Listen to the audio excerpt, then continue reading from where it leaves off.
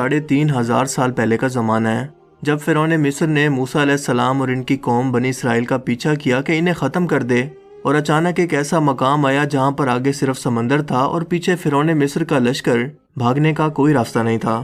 تب اللہ تعالیٰ نے موسیٰ علیہ السلام کو حکم دیا کہ اپنا عصا مبارک سمندر پر مارو، لہٰذا انہوں نے بالکل ایسا ہی کیا، اور سمندر دیکھتے ہی دیکھتے 2 حصوں کے اندر پھٹ کر تقسیم ہو گیا، اور یہاں پر اتنا لمبا راستہ بنا کہ پوری بنی اسرائیل قوم اپنے مال و اسباب سمیت یہاں سے گزر گئی۔ مگر جب فرعون مصر نے، جو کہ خود کو خدا کہتا تھا، اور اس کے لشکر نے گزرنے کی کوشش کی تو سمندر واپس آ کر مل گیا جیسے پہلے موجود تھا، اور سارا کا سارا لشکر فرعون سمیت غرق ہو گیا۔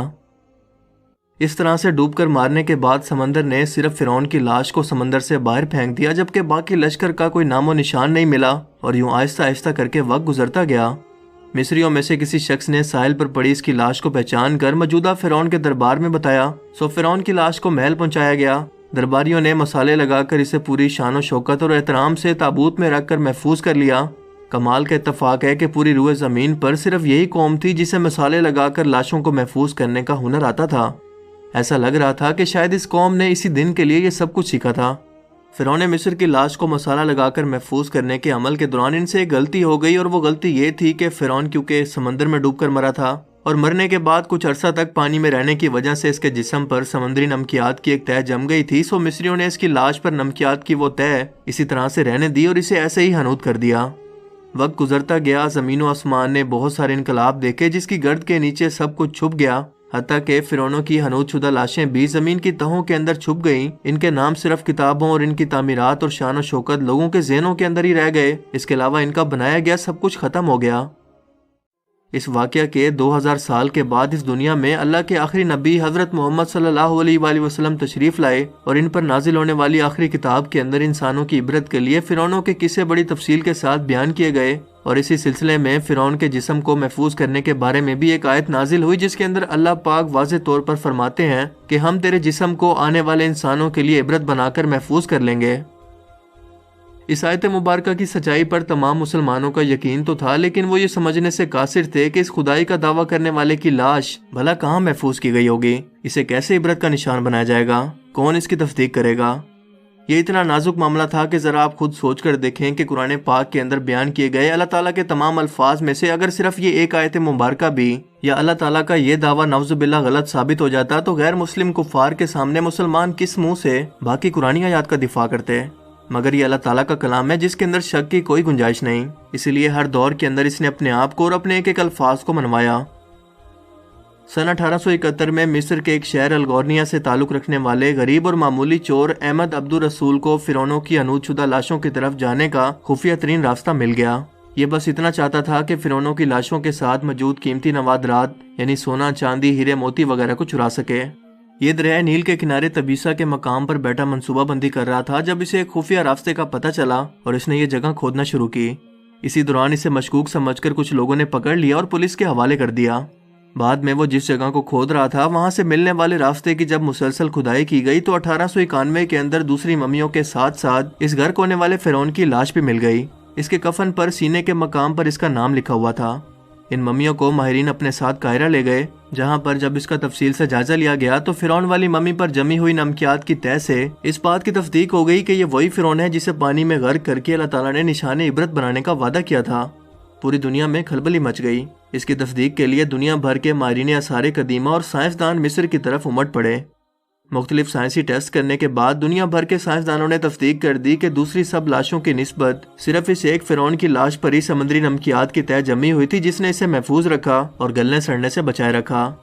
اس تصدیق کے بعد اسے فائنلی فرعون کی لاش قرار دے کر میوزیم کے اندر محفوظ کر دیا گیا۔ سن 1982 کے اندر یہ ممی خراب ہونے لگی تو اس وقت کی مصری حکومت نے فرانس کی حکومت کو درخواست کی کہ اسے خراب ہونے سے بچایا جائے اور جدید سائنسی انسٹرومنٹس کی مدد سے اس کی موت کی وجہ کو بھی معلوم کیا جائے۔ چنانچہ مصری اور فرانسیسی حکومت نے مل کر اس ممی کو فرانس لے جانے کا انتظام کیا۔ جب فرعون کی لاش کو فرانس پہنچایا گیا تو ایئرپورٹ پر اس دور کے فرانسیسی صدر بذات خود حکومت کے تمام اعلیٰ عہدیداروں، تمام وزراء اور فوج کے افسران کے ساتھ اس کے استقبال کے لیے موجود تھے۔ یہاں فرعون کی لاش کا استقبال کسی عظیم زندہ بادشاہ کی طرح کیا گیا۔ فوجی دستوں نے اسے سلامی دی اور اس کی ممی کو ماہر ڈاکٹروں کی ٹیم کے حوالے کر دیا گیا۔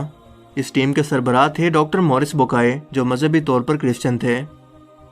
جب مائکروسکوپک ٹیسٹوں کے ذریعے ممی کے تمام اعضاء کا باریک بینی سے جائزہ لیا گیا تو معلوم ہوا کہ اس کی لاش اور جسم کے اندر سمندری ذرات ابھی تک موجود ہیں۔ یعنی یہ کنفرم ہے کہ اس کی موت سمندر میں ڈوبنے کی وجہ سے ہی ہوئی تھی، کیونکہ سمندری پانی کے اندر ہی اس قدر نمکیات پائے جاتے ہیں۔ مگر ایک بادشاہ کی موت پانی میں ڈوبنے کی وجہ سے ہو، یہ سوچنا اپنے آپ میں ایک بہت ہی حیرت انگیز سوال ہے، کیونکہ ایسے عظیم بادشاہ اپنے ساتھ نرم بستروں پر خوبصورت لباسوں میں سونے چاندی ہیرے موتیوں سے جڑے اعزاز کے ساتھ اس زمانے میں دفن کیے جاتے ہیں، اور یوں مرنے کے بعد دفنانے تک اس کی شان و شوکت بالکل اسی طرح سے قائم رہتی جیسے ایک زندہ بادشاہ کی۔ ڈاکٹر مورس کے لیے بھی یہ ایک حیرت کی بات تھی، اور اسی تجسس میں اس نے اس ممی کے بارے میں مزید جاننے کی کوشش کی تو اس سے معلوم ہوا کہ اس بادشاہ کی موت کے حالات مسلمانوں کے نبی حضرت محمد صلی اللہ علیہ وآلہ وسلم پر نازل ہوئی کتاب قرآن پاک کے اندر آج سے 1400 سال پہلے تفصیل سے درج ہیں۔ اسے پتا تھا کہ جہاں سے یہ لاش ملی ہے وہ ایک اسلامی ملک ہے، چنانچہ تجسس کے ہاتھوں مجبور ہو کر وہ مصر پہنچا۔ یہ کیونکہ ایک سائنسدان تھا، اسی لیے اس نے مصر کے ایک سائنسدان سے ملاقات کی، جس نے اسے قرآن پاک کھول کر سورہ یونس کی آیت 90 تا 92 کا ترجمہ لفظ ب لفظ سنایا، جس میں فرعون کی خدائی کا دعویٰ، اس کا پانی میں ڈوب کر مرنا اور پھر پانی سے نکال کر اس کی لاش کو محفوظ کرنے کا وعدہ اللہ تعالیٰ نے واضح طور پر کیا ہوا تھا۔ ان قرآنی آیات کا اشارہ بالکل واضح تھا اور صرف ایک جانب تھا کہ تجھے میں مرنے کے بعد آنے والوں کے لیے محفوظ کر کے عبرت کا نشان بنا دوں گا۔ ڈاکٹر مورس نے جب اس قرآنی آیات کا ترجمہ پڑھا تو بے اختیار چلا اٹھا کہ بالکل قرآن سچی کتاب ہے، اس کا ایک ایک لفظ اور اللہ کے پیغمبر حضرت محمد صلی اللہ علیہ وآلہ وسلم سچے ہیں۔ اسی وقت کلمہ پڑھا اور مسلمان ہو گیا۔ قدیم مصر کے اس فرعون توتن خامن کو عام طور پر ایک طلسماتی بادشاہ کے روپ میں پیش کیا جاتا ہے، جو بڑے روب و جلال والا اور مضبوط جسم کا مالک تھا، لیکن ایک طویل سائنسی تحقیق کے بعد اب اس کی اصلیت دنیا کے سامنے آ گئی ہے، کیونکہ ماہرین آثار قدیمہ، تاریخ دانوں، سائنس دانوں اور میڈیکل سائنس کے ماہرین نے مل کر مصری شہر گزا کے اندر فرعون کے مقبروں کے شہر میں موجود توتن خامن کے ڈھانچے اور باقیات پر جب جدید ٹیکنالوجی کی مدد سے ریسرچ کی اور سپر کمپیوٹرز کی مدد سے 2000 جسمانی نقوش کی مدد سے اس کے جسم کے خد و خال کی تصویر کو تیار کیا تو معلوم ہوا کہ یہ فرعون قدر نازک جسم کا مالک تھا، اس کا بایاں پاؤں ٹیڑھا تھا اور بیماری اور کمزوری کی وجہ سے وہ چھڑی کے سہارے چلتا تھا۔ اس کے والد اخناتون اور اس کی والدہ کے ڈی این اے کے نمونوں سے یہ بھی معلوم ہوا ہے کہ اس کے والدین آپس میں بہن بھائی تھے۔ ماہرین کا کہنا ہے کہ اس فرعون کی جسمانی خامیوں کمزوریوں کی وجہ بھی یہی تھی کہ اس کے والدین کا آپس کے اندر دراصل بہن بھائی کا رشتہ تھا۔ یہ فرعون آج سے تقریباً 3500 سال قبل مصر کا حکمران تھا، اور اس وقت کی رسم کے مطابق ہر فرعون کی لاش کے ساتھ شاہی استعمال میں رہنے والی کچھ چیزیں بھی ساتھ دفن کر دی جاتی تھیں، جس میں سب سے اہم کچھ ہتھیار تھے۔ اور اس فرعون کے ساتھ جس خنجر کو دفن کیا گیا، اس پر ریسرچ کے مطابق اس کو دراصل کسی شہاب ثاقب یا ایسٹرائڈ سے حاصل ہونے والے کسی لوہے سے تیار کیا گیا تھا، جو اس سے پہلے 1925 کے اندر برطانوی ماہر آثار قدیمہ ہارورڈ کارٹر نے بھی دریافت کیا تھا، جس کی شیپ بالکل، یعنی ان دونوں لوہے کی دھات کی کیمسٹری بالکل ایک جیسی ہے۔ اس کے علاوہ سائنٹسٹ کو ایک اور بات نے چکرا کر رکھ دیا کہ اس لوہے کو زنگ بھی نہیں لگ سکتا تھا، اور اس طرح کے لوہے کی مصر کے اندر موجودگی بہت ہی حیرت کی بات تھی۔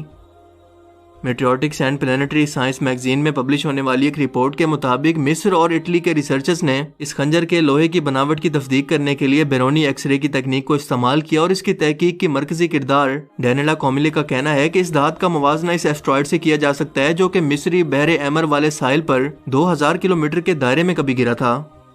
اگر آپ پبلش ہونے والی اس ریسرچ کا گہرائی سے مطالعہ کریں تو آپ یہ جان پائیں گے کہ قدیم مصری 1300 قبل مسیح سے یہ جانتے تھے کہ لوہے کے یہ ٹکڑے آسمان سے گرے ہیں، جبکہ یہ بات مغرب کو 2000 سال بعد یعنی آج سے تقریباً 1300 سال پہلے کافی سائنٹیفک ریسرچ سے معلوم ہوئی۔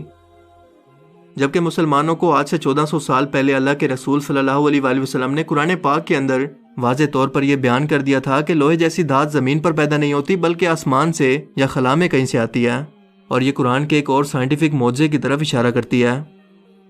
فرعون کی لاش عبرت کے لیے ایسے محفوظ کر کے دنیا کے سامنے رکھ دی گئی ہے کہ آج انٹرنیٹ کے ایک کلک پر اخباروں، ٹی وی چینلز پر اور میوزیم میں اربوں انسانوں کی آنکھوں کے سامنے ہر وقت یہ قابل ترس حالت کے اندر موجود ہے۔ کس لیے؟ عبرت کے لیے، سوچنے کے لیے کہ عبادت کے لائق اور ہمیشہ رہنے والی صرف ایک ہی ذات ہے جو کہ سب کا خالق اور مالک ہے، سب کا رازق ہے۔ اور اگر دنیا کے انسانوں میں واقعی کوئی خدا موجود ہے تو اپنی قوم کو تباہ ہونے سے پہلے خود کو ہی اللہ تعالیٰ کے عذاب سے بچا کر دکھا دے۔ اللہ تعالیٰ ہمیں سمجھنے کی اور عمل کرنے کی توفیق عطا فرمائے، آمین۔